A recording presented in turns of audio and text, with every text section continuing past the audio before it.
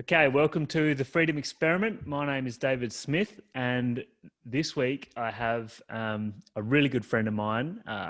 We spent a fair bit of time in an ashram together, and we did our yoga teacher trainings together, a few of them, and that was probably about 3 years ago, and we've kind of gone our different ways, and we've kind of moved around the globe and through different philosophies. And yeah, her name's Lauren Urquhart. Did I get that right? Yeah, that sounds good, Dave. Yeah. So how are you, Lauren? Yeah, I'm really well. Thanks for having me on. No worries. It's just so nice to see you. But no, I'm keeping well in the lockdown in Victoria. Yeah, that's pretty full on. I'm sure have your practices helped with that? For sure, without a Yeah. doubt. Just Mm. to keep steady. My practice has changed a lot. Um, I'm not at home. For me personally, I'm not busting out an hour or so of asana a day. Kind of, fortunately or unfortunately, that fell a bit to the wayside. But my meditation practice, my morning sadhana, that's been pretty steady. And also joining like my teacher's class has been really important. She started that I think it's been 5 months now, where 4 mornings a week, it's the same group of people that we get together early in the early hours. And that's been, yeah, very steadying. So, Stabilizing. What time do you start? um, we used to start at 5, Okay. and since COVID, we start at 6, which I think is Okay. really nice. That's a lot better. I mean, It's me and you used to useful. start at 4:30 a.m. So that felt, No, and that you had to get ready at 3:30, didn't you? Because you had to. eye on the things, the look. Oh, just that early morning start. So yeah, Yeah. at a practice, I don't know what I'd do without having a practice actually being kind of locked up for 6 months. Mm. Yeah. Yeah, it's probably become a pretty internal thing where you can probably, I'm just making assumptions here, but Mm. you can kind of explore the inward journey a bit more because you're kind of forced to, aren't you?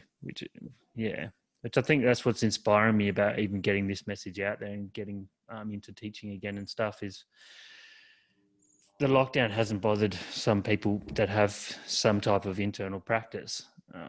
But Yeah, yeah, so I think a lot more of us could really use and benefit from what we're teaching. for So sure. what type of yoga do you practice and teach?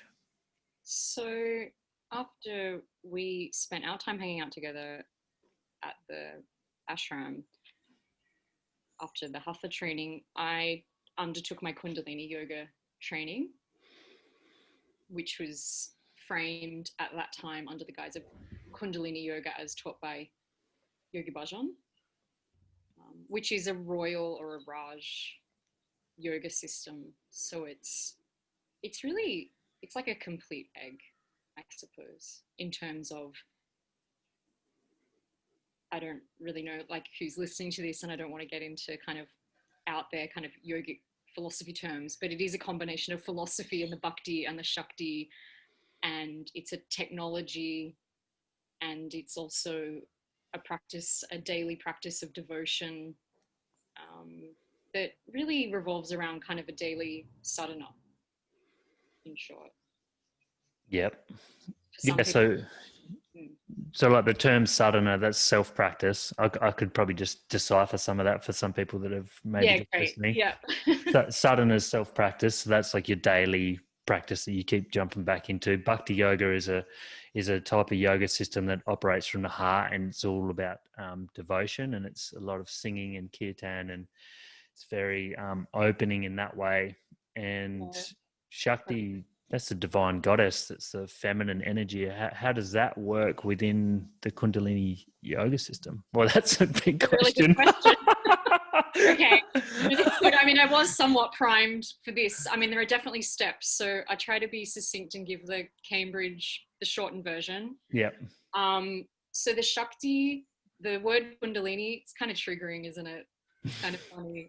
Kundalini yoga can be very esoteric with the turbans and the white clothing and the whole thing. But Mm. on the other hand, because it is polarity planet, as we know in all of the spiritual paths and yoga, it's also very pragmatic, and it is a householder's yoga. It's not designed for the yogi who decides to renounce, or he or she decides to go off into the cave and cultivate their practice on their own, on their deer skin. It's about living in family, living on the material plane, and anchoring the energy in your human incarnation while we can, with both feet on the ground, whilst harnessing what we call this Kundalini, the serpent or the shakti. So how does it work?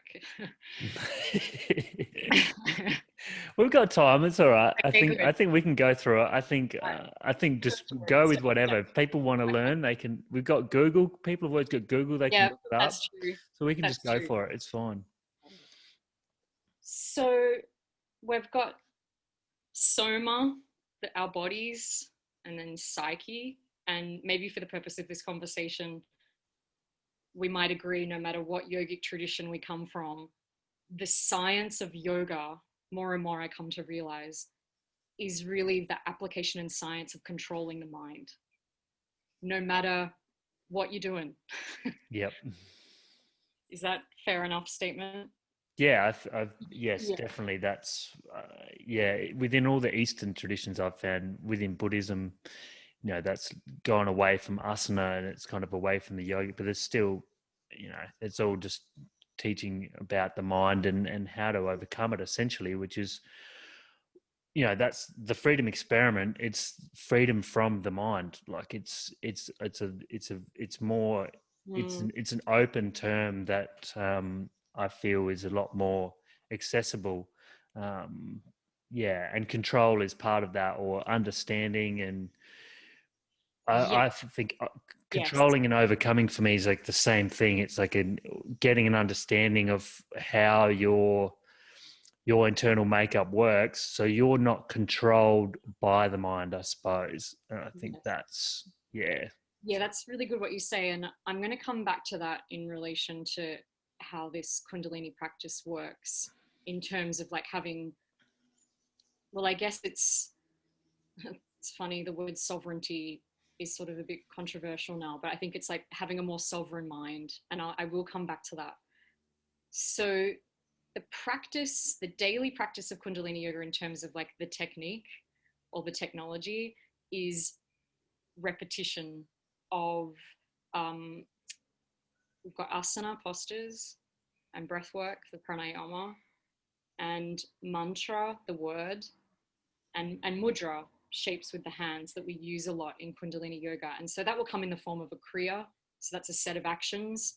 So you're not just making up your own yoga set in Kundalini yoga. There are these set kriyas, and you can take one on for, say, 40 days, and you just do it every day. And that could be from anywhere from 11 minutes to 2 hours, depending on who you are and what your circumstances are. And you just stick to it. And it's the japa, the repetition. And to be fair, it's probably pretty exciting when you first get into it, but then it becomes pretty bloody boring. You've just got to stick at it, and you just do this discipline, the japa. You just repeat it and you repeat it. And from there, it's this slow polishing of your own consciousness and awareness that starts to slowly expand through this technique.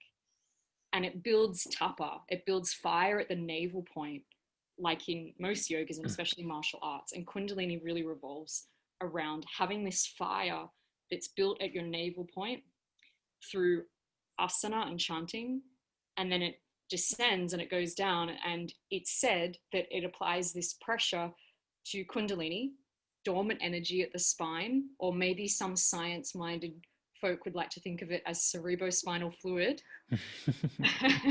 Right? Because you just got to have a language for everyone. And that's I think it's good. Kundalini yoga, like you can apply it. Some people are into the science stuff. Some people are into the more esoteric stuff. Some people just want to know what's the exercise, and I'll do it. So then you're doing this repetition, and you're working this energy with the fire that pressurizes it up along the spine. Lots of spinal exercises in Kundalini yoga. And what's happening there is that you're actually stimulating and strengthening your nervous system. You're strengthening your glandular system, your endocrine system, your hormonal system. You're becoming more, how should I say it? You become more sophisticated sensorially through this practice. through all of your bodies, and it's working the chakras, the gifts along our spine. It's balancing our prana and apana, the vayus, the winds of the body, the tattvas, the elements of our body. And this keeps coming up to the sixth, it's called the sixth chakra, the third eye, which I think people have heard about, right? And this is the Ajna chakra. And right behind there is the pituitary and our pineal gland. Stay with me. I'm with you. And it starts to secrete. So it's biophysical, this practice. It's a chemical, biophysical rendering of becoming more conscious and expanding your awareness and becoming more free and sovereign by practicing through this physical practice that gets your body to secrete in a new way. So you hear a lot of terminology of there'll be a kriya for a more radiant body in Kundalini, or she looks so radiant. What have you been doing? I've been practicing Kundalini. You've got that kind of Kundalini glow, all this kind of pop kind of stuff. But what's actually happening is it's not just love and light shit, right? It's actually that you're radiating. There's actually a wattage, there's a frequency shift inside. It's so cool. I mean, you know, I'm a nerd, so I get into this. Is this great. so Yeah, much. yeah. I've never heard you going so deep into the science of it, so it's great. Yeah. And Yeah, I love the science of it because I love that. I love the esoteric. I love the Harry Potter Hogwarts stuff. Right? I know you and I, we both do, and it's yeah, there. yeah.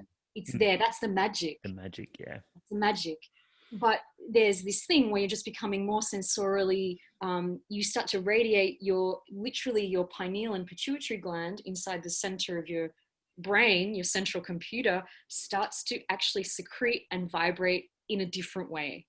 You're self-medicating, your serotonin, oxytocin, your, what else you got there? Endorphins are flowing through that cerebrospinal fluid through your brain, shaping new pathways, and you're literally radiating and pulsating from the inside out. You are wattage itself. This is Kundalini in my kind of understanding, and we've all got it. It's not everyone can do this. It's not a, it is, this is going to sound really wrong, but it's democratic. It's like the McDonald's of yoga. You don't have to be a special person to go up and start doing this, right? Like, it's available.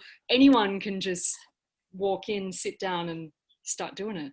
that's So amazing. yeah, Amazing. Well, that explains. I can go into more of those things if needed, but that's kind of a way of, that's how I think of the practice in terms of, because people are like, what's Kundalini? And you get so fixated on this Kundalini awakening and going off into Disneyland and having a trip. That's great, but what's really happening, you know? yeah, and how do you like live in the world essentially? Which is I haven't really. That was my sort of thought with Kundalini yoga, was that you just, it's a lot about bringing that energy up, which all yoga is on a certain level. But Yeah. I thought that it was a lot based around that. I haven't heard it in the terms of a system that we can use to be grounded and in the world more like it. And Yes. I'm just exploring those Yeah. that way of life now, actually, because I went to India and I've Yeah. been doing the Vipassanas and just doing a lot of like ascension work is what it would be called. And Yeah. it's like a lot of meditation, and it's a lot living up in this kind of like top chakra level. Yes. And it's, it's beautiful, and it's, yeah, states of awareness that you can't really deny that are Yes. there. But it can, what I've realized, it can become addictive. Like, it's a bit like when I used to like going out and getting on it. It's just No, it's the absolutely. same thing. But the thing that's exciting about it is that you can access these states that I used to love they're accessible within your body on a chemical level. They are. But what I'm exploring now is like, I'm back into doing some carpentry. Mhm. I just started Kung Fu, actually. So I've just been doing some martial arts, and that's been an interesting experience with just using this masculine body as it should, Yes. and Yes. letting it work. And I think that's what I'm hearing. And that's, even I've done a little bit of Kundalini yoga, and I know that it's quite, yeah, it's powerful, and it gets the body like moving, and it gets that energy moving like as it should. Yeah. So No, you're it right. it You're right. makes sense to have that running in this world there's a lot happening, which is why I wanted to get out of it, because it's too much. But now I'm kind of seeing the benefits of being in that kind of energetic flow more, and seeing the fun in that. Mm.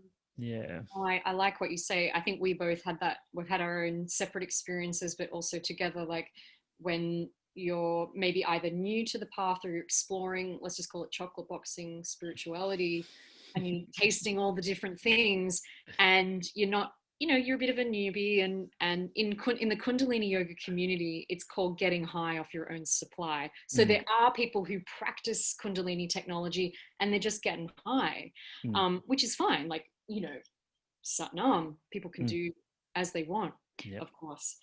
But I know when I used to leave the ashram, and I'm sure you'll agree with this, I would just my feet were not on the ground. And I found it very painful to actually be in and of the world. I was so up and out of my, it's said in Kundalini yogic science that opening the upper chakras is very easy. It's not a complex story. The ascension is important, but the descent of God and the descent of energy is critical. And your lower chakras are like the teacup or bucket that doesn't have any holes in the bottom. It's got to be really the lower triangle of the body. The first few chakras of your body need to be really steady and contained. And then you go up higher, where you can actually contain and see, I guess, with some kind of conscious awareness and be in those elevated states, but not fly off and out into outer space, where that can be kind of, if you're a human being, have an experience, and you want to have an experience of being on planet Earth. That's why we're here. That's why we had the incarnation. But then we're flying out. The soul keeps flying out. It's kind of, you're still miserable. Still kind of a miserable. I know, it's a real. So it's like we're here. We're having this. It's a very high incarnation to have the human experience. So let's try and do it in the best way that we can, I suppose. Flying out's fun, I agree, and you feel high, but you can get lost. You can get lost in the ethers. Yeah, and just trying to integrate the things that you experience and see, and sometimes it's too much to comprehend. Yeah, and what you say of living in the crazy dense information age, so much coming at us. So who knows? It's probably like we have like 1,000 thoughts per blink of an eye, and then there's all the imagery and we live in this information technology age. So the assault on our senses is so high that it makes sense to have a robust nervous system to not renounce all of that. And I still want my iPhone, but can I handle it? Is the question that I ask myself. This isn't the evil thing. We know that there are evil potentialities around it, of course, but it's like, am I able to handle that? If I was flying up and around the ethers, probably not. My nervous system would be fried. And there are people who have spontaneous Kundalini awakenings, and it's a real rude shock. And a lot of them do end up in the psychiatric facility, because it's like plugging yourself into, you're a carpenter, so help me get this straight. But if I decide to plug in, I don't know, something, a pen into the wall, you just it's gonna fry, right? Yeah. It's like it can handle 10 watts, but it's receiving 350 watts. And the body is not primed for that surge of energy or prana being circulated around the body. The nervous system short circuits, and of course there's stories on the internet of this kind of thing, and a lot of people start looking at that when they come to Kundalini yoga, and they have a lot of questions, or they're scared about the practice because they think it's going to take you off into some kind of Disneyland sort of whiz bang state. But it's a safe method, and it's an 8-limbed system. It's a complete system of how to strengthen your body and your mind. That's good. Yeah. how can we bring it into something tangible for someone just listening, to something they can do, even if maybe they're not even doing yoga? What's something they can bring into their reality, just after listening to this, or some softer things? Sure. It's a great question, because it's like, where do I start? And from the outset, if you're in that place of confusion or whatever it might be, you might be dealing with your own difficulties, and it could be from a scale of feeling mildly depressed to having anxiety or frustrated in the world. It can all seem so overwhelming. And I think some of the very simplest techniques that I've learned is the daily routine and discipline, as boring and as challenging as it is on the outset, is definitely, I think, crucial. So even if it means just sitting yourself down, you get up in the morning, you grab yourself your cup of tea or coffee, right? And for 3 minutes, I'm going to sit down on my cushion and just try to sit still and be with my breath. And for many, many people, and it's certainly no bad thing, it's very common, that's enough. Just sitting still and being with your own breath and not fidgeting can be, exactly, I just heard you exhale. It's like, it's just the exhale. And this, it seems like you're doing nothing, right? But you're doing so much in those 3 minutes. It's like brushing your teeth. I think it's powerful. So that's very, very simple. I think if you could get yourself into a routine, three days a week, and then build upon it until it's every morning or evening where you just sit. And this is a meditation practice. From there, you start building a relationship, I think, with your mind, because you start listening. And a lot of the things that you might be hearing and feeling and sensing may not be very pleasant. So then you do have to take in that deep inhale, exhale, let it go. And it's just learning to sit and be with yourself, listening to these things. I remember my teacher at one point, she said, you need to develop a relationship. You need to develop a relationship with your mind, just like you have a relationship with yourself and with other people. And in martial arts and Kundalini yoga, it's said that building the strength at the navel point, sit-ups, you're doing all your martial arts exercises, the whole body revolves around the navel point. The more that you strengthen this center, it anchors the mind. So mind isn't flying around like a kite, right? So that's kind of the mechanics behind it. But a very simple thing is just getting a little heavy with your mind. If you're sitting in that 3 minutes of meditation in the morning and just starting out, and the mind starts going nuts, and it'll come for you, right? We know that. It's going to come for you. Slippery little, I don't know if I'm allowed to curse on this program. You can. Okay, it's a slippery little motherfucker. It's going to come for you. Not yet Kundalini yogi, but still a dirty mouth. So it's going to come for you, and that's fine. Sounds like some weird person hiding in my closet, like just. It is, and it is, because it's such a game, and the mind is going to try and trip you up. The mind is like a dog that needs a bone. It's a puppy. You've got to train it. Give it a bone. Tell it, bugger off. I'm meditating. I come back to you in the afternoon. I text you later. I give you a call later. Literally, it sounds so stupid, but the more that I started doing this, if I can be personal and impersonal, this changed my whole relationship and outlook and perception on the way that I interacted with my own mind. I stopped fighting myself so much, and I realized I could say, forget it, stop it, drop it. I come back to that later. I'm doing this now. It's such a simple technique, but the more that it's practiced, it just keeps developing, and relationship to mind starts to change and evolve.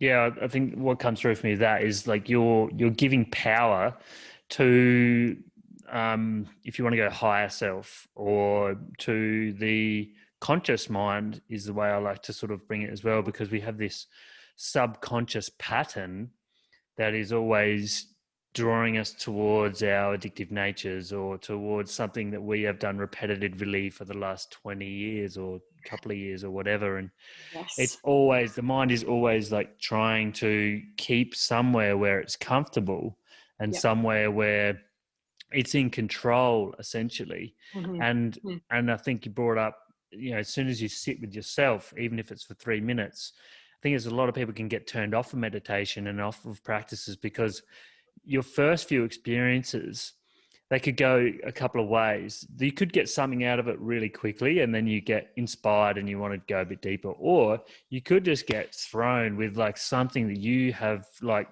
suppressed for the last 5 years that you can't handle. And as soon as you sit, it arises. And then you're like, what's this practice? I don't want to think about that. And you just like, you're off of it. So I think that process that you just talked about, I really resonate with that, because I think that's where it comes down to choice. And it comes down to when you understand that these thoughts, like, 99% of these thoughts that are coming through are not about anything. Like they're just from old habits. They're from what you seen yesterday. They're from your Sometimes it's even father. yours. That's right. They're inherited. Yeah, they're from your Yeah. mum. Like you're from, I still think about, like, I've had to break through this financial, like this idea about money, because I realized I was thinking about money the way my dad does. And there's so much in there, which is good to witness and good to detach from essentially. And once that mind becomes more quiet and more behind, and you're giving the power to awareness, to your being, to the true self, to self. People say I find myself, or I've found myself, and that's what I feel is it. That's operating from that level. And I think the more that you can discern and you can say that that's coming from mind, this is what's meant to be happening, Yeah. then it kind of opens up for you. Your life opens up a bit more. And I think the mental states, the mental afflictions like depression and anxiety, from my experience, Mm-hmm. they are just a really heavy trap of the mind.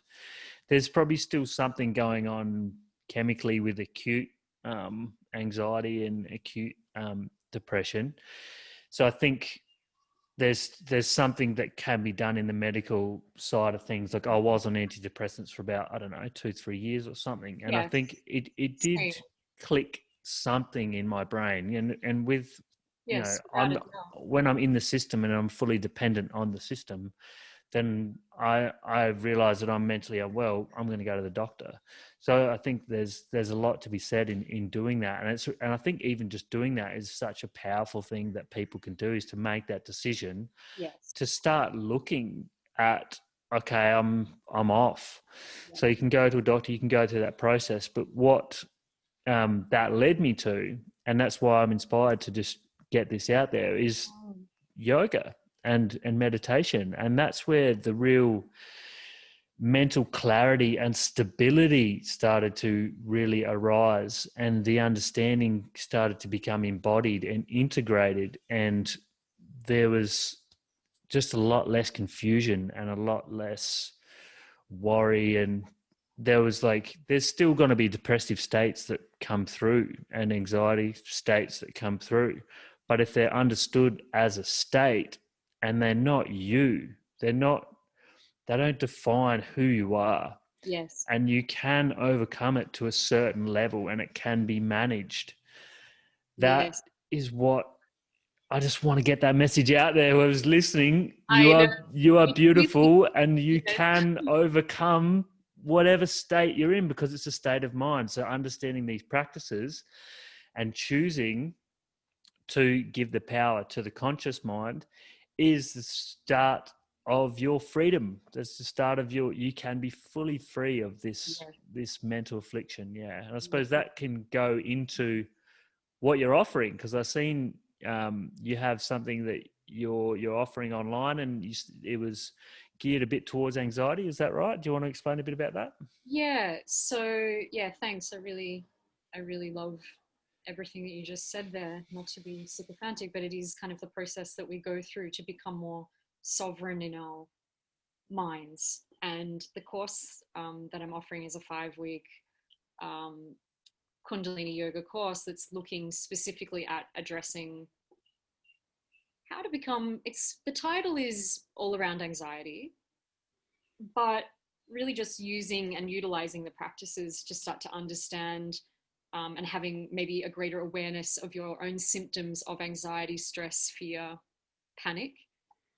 And it could be, I had diagnosed generalized anxiety myself. So it could be something like that. And I've put that in the copy of, I'm trying to make it accessible, that you may be someone who's suffering generalized anxiety disorder. You might be on medication, you might be coming off medication, you might be contemplating medication, or you might just be dealing with, just life in general as it is, because it's quite stressful. And it's going to be every Sunday morning for a couple of hours session. And then for the month of November, it's certainly not, it's an invitation that I will meet everyone live every single morning for that daily discipline, for that practice of meditation, the sadhana, just for about 10-15 minutes. So my hope in sharing it is that it will just offer up some tools for you to have your own home practice, to have a bit more of an understanding of how it works experientially, exactly what you're saying, how this yoga can work on freeing and allowing us to become more sophisticated in our own bodies and minds and to be more sovereign. And I'd like to add that it's the hypnosis is so strong. The broadcast of the world that we live in, stop beating yourself up, because the indoctrination of the status quo is what? Criticize, complain, and compare. So we're fed this system so heavily that we're so caught up and distracted in comparing ourselves with others and what we should be doing, and we're not even actually living our own lives. And I've learned a big thing on this from the yoga practices, that happiness is not about being afraid of yourself, or your own life, or how could I say it, the future, or being afraid of dying, like all of these constant things that we're afraid of. So you've got the yoga techniques to do what you can do to navigate your way through the life, to have different points of view, to have a more expanded awareness, to not beat yourself up so much, to have greater sovereignty and better self-esteem. To not live in fear. To not live in fear. Which is, as you see me do, I bring it back to simple terms. Which I think that's why we work well together, is because you're just like, and you're just like out with the intellect, and then I'm just like, grounded. All right, I'm gonna grab all that and just say fear, like. And that's right. Yeah. But it's, we've got tough and real opposition. I mean, this is just a theory. I don't know what you think about this, but I think probably one of the best things where yoga could be placed is with the children. Because the way that we're raised, we're not going to blame and shame our parents. No, we don't do that, because we're sober adults now, and we've got a greater expanded awareness that we don't blame and shame other people. But the way that we were raised is that we're generally, I would say, not raised to be able to handle the life. We're not given the tools early enough on. It's like, the baby boomer generation, like my mum would have been raised probably in a way where they just gave you a good whack, and I don't know, they're drinking Coke and smoking, and the parenting wasn't very good. But now it seems, and this is, it's terrible when a woman talks about parenting, and I don't have my own children. But now the parenting is, they're just giving children awards just for waking up in the morning, which is all very beautiful and nice. But then they get to a certain point where they're actually out in the world. And if you look at, suicide rates in Australia and around the world are going up in young people, because we're just, So I feel like yoga for young persons is incredibly important, just to be able to have the strength to be able to handle the great pressures that we all face in our times. Yeah, it's beautiful. I think what you're touching on is education. And, I know in my schooling, I was taught how to be a worker and how to take information and process it and listen to authority, essentially. And that's how I was taught information was coming down. It was coming from the top and down, and I find my place in that. And I think what isn't taught, and what I've learned in my more adult life, well, the last aspect of my adult life, I was learning a lot of other things before I got onto yoga, which I'm still it's all part of it. It's all learning. Like there's nothing wrong. There's nothing. There's nothing. You have a checkered past as well. Is what you're saying. I do, yeah, I do. Same. But honestly, I wouldn't change it for the world, because I think Absolutely that not. it's just like I did have a negative viewpoint. I just caught up. I seen a friend about a month ago from my past, and Mhm. she just shut me down, which was so good. She just said, "Man, you're a good bloke. Like, just let it go. Like, Awesome. I had like a negative viewpoint, and actually that's kind of opened me up, and I'm thinking about going home now actually, and I've Oh, thinking even could play footy again or something. There's just these like it's amazing. ideas that like, yeah, could go full circle.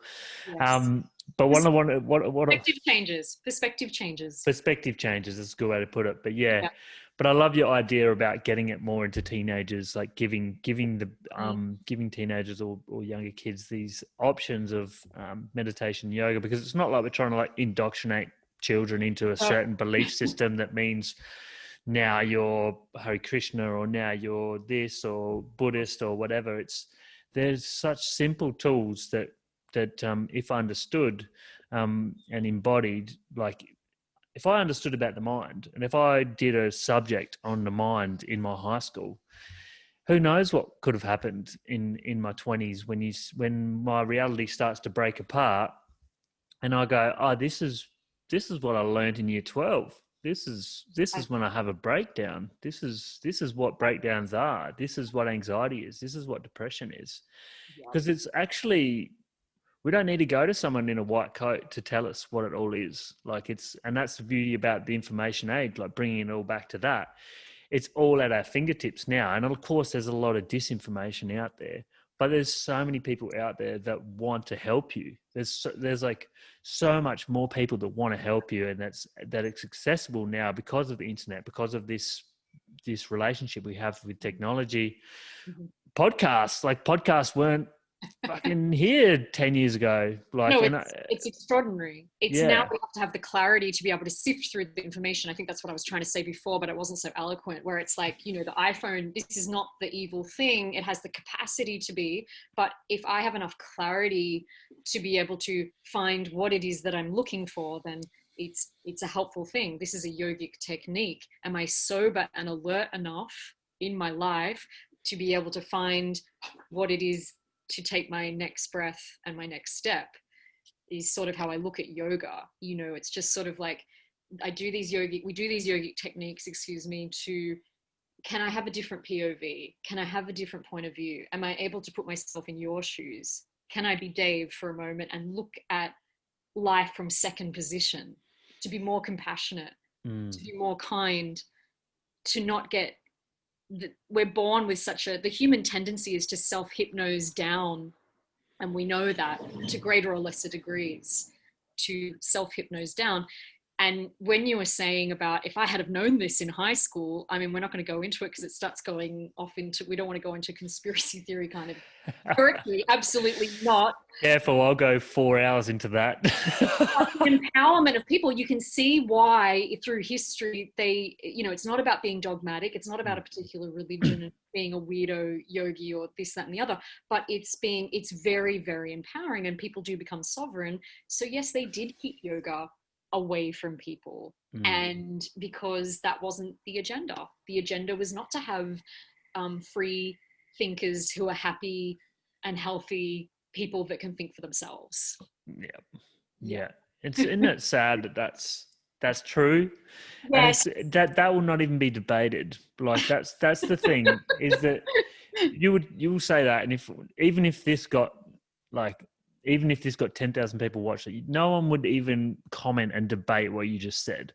But that is exactly what's happening, and it has been happening for a long time, and we just accept it. We are just accepting that that's the reality. But I think the beauty in that is that more of us are accepting it and have accepted it, but we're actually transitioning. And there's this is in my reality, which is very different to being in that system that you just described. I see a lot of people in the underground, like this conscious underground of teaching meditation, of meditating, of doing syntropic farming. There's so many amazing movements just happening Yes. underneath and within all of this kind of systematic oppression. It's amazing. No, it is amazing. It's just so exciting. It's exciting. And I think that's why the pandemic has actually been kind of an extraordinary thing, because it highlighted basically overnight that, I mean, okay, capitalism's can go on. We understand that. But it also did highlight, I mean, if anyone had faith in that system, that it could never be stopped to a grinding halt overnight, it was proven wrong. Yep. The whole thing came to an almost stop. Yep. And still is in Melbourne. That's right. So people are starting to go, okay, what's going on here? So, it's a beautiful thing to hear that, because of course there are so many positives about making changes, people living in different ways. And getting their sovereignty back. Like that is what I'm like, that's what I've realized through this year of this pandemic, and then sort of being in it and then out of it, and then just realizing that, we are sovereign. Like and freedom on a different level. And it's like anchoring who you are, like as a sovereign being. And it brings the critical thinking into it. It brings the empowerment. Like, of course, if we're constantly giving our power to this like system, I'm not against the system, just the system that is going to protect us and keep us all safe, and that. And as you just described before, that system doesn't want us to be critically thinking and independent so much. And it's kind of, it's a lot better for us all to be reliant on that, because there's a lot of money to be made. And a lot of us playing into it without even consciously realizing. Even, myself, I stop myself in the language and all the things. It's like, Wednesday, happy hump day, or some bullshit on social media, right? It's very innocent and benign on surface level. Yep. But that is the system. It's kind of the snooze, complain, compare, criticize, status quo, I'm asleep, happy hump day. It's like days of the week are so weird, like weekday and weekend. Yep. I'm just like, what's going on there? I'm so exhausted Monday to Friday, and then I'm going to, that's not a way to live. No, that's it. And that's what you learn when you drop out, I suppose. And that's probably from our experience of being in the ashram together. I think we both come from, it sounded like you were more in the corporate world, and I was getting up there as a supervisor in my carpentry field, and on the big commercial jobs. And you start to project and you start to look a bit further into like, is this going to like benefit me in the long term? And mentally, it was destroying me, like, and emotionally, I was becoming really shut off. So of course, the fire in me wants to rebel against that and just go, I'm not going to get into this anymore. I'm just going to buy a van and drive it up and live in this ashram, and go totally against anything that I've ever believed or thought before, which was pretty painful at sometimes, but so much beauty in it as well. But I don't think, not everyone has to do that. Like I was that's the thing. Like, I think I was just dropping out and blowing everything up, and detonating the life. That's not not everyone has that. Okay, so we did it that way, right? I had a similar trajectory. It was sort of do or die, and some other people are in that position. Detonating the life and blowing things up. It's not so wise either. But there are ways of evolving and shifting and making amendments, and you don't, to be spiritual. It's like, I remember probably both of us had that feeling of like, I'm quitting my job and I'm doing, this isn't very spiritually mature. That's kind of stupid. But you might go through that phase. Okay, we all go through, but it absolutely doesn't require that. We can be of the world and work in the system, but not be chained to it. Beautiful. Yeah. And that's what you're teaching, and that's what I'm advocating as well, is is that these practices support a healthy and happy life and lifestyle within these systems that we create. These systems, there's no boogeyman up there that's like, the cabal or whatever, they're evil and they're doing all this stuff. We create it. Like Yes. we need systems. Like we do need systems. How have you ever tried to like work in the kitchen with 5 human beings? It's just mayhem. Like it's just, even within an ashram, it's just, maybe it's even worse. It's just, we need shit. Like we need stuff to be like, that's the way it is and that's it. But if that system isn't really, I haven't heard one health minister talk about fucking health, like, and how to strengthen the goddamn immune system, and what to do if you're getting suicidal about what's going on. It's just, and they look so unhealthy and so decrepit, and I'm like, how is this person like? How does it make sense? Well, you just switch off, don't you? Just switch off. Let's switch off.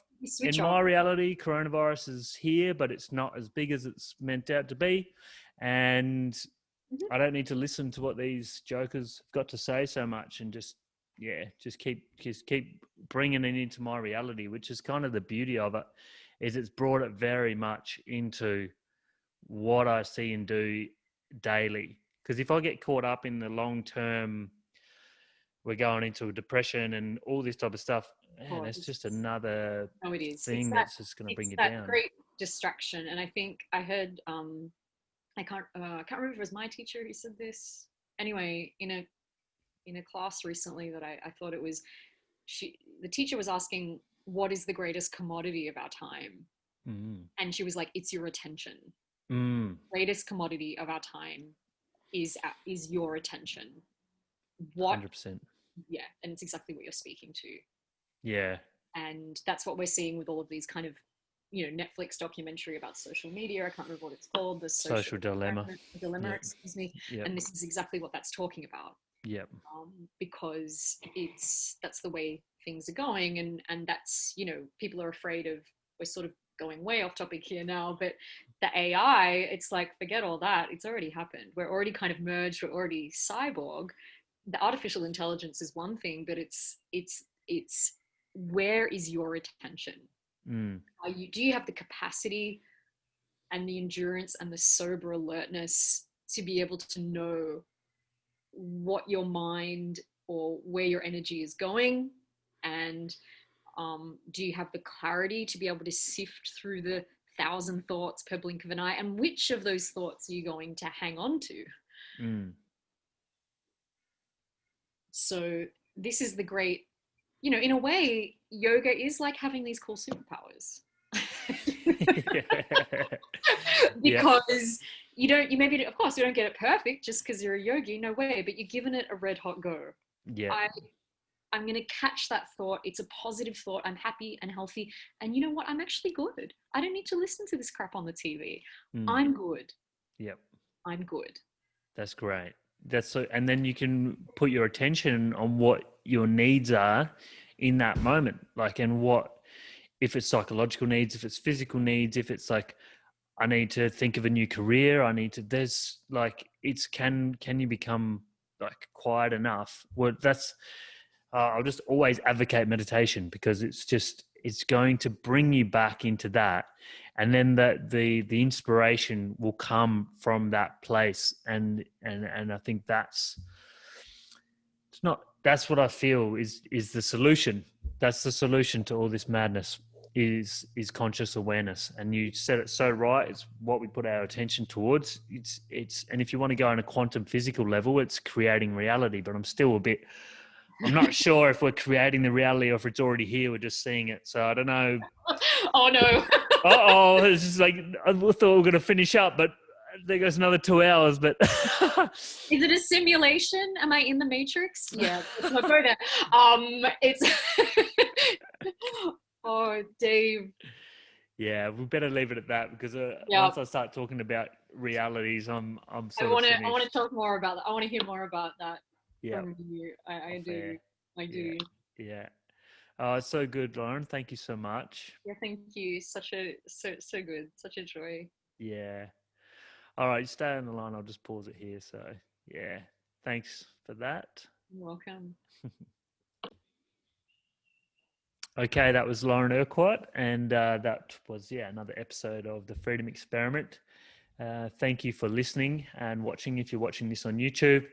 If you want to hear any more content or any more videos, you can go to my Facebook page, The Freedom Experiment with David Smith is what it's called. You can check my Instagram _ The Freedom Experiment. And my YouTube channel is The Freedom Experiment with David Smith as well. That's where this video, maybe you're already watching it from there, but I've got many other videos on there. And if you want to see upcoming sort of online courses that I'm offering, and if you want to see where I'll be teaching in the future, then check out my website, thefreedomexperiment.com.au. And that's where everything will be. So thanks again, and have a good day or night wherever you're at, and you are loved. See ya.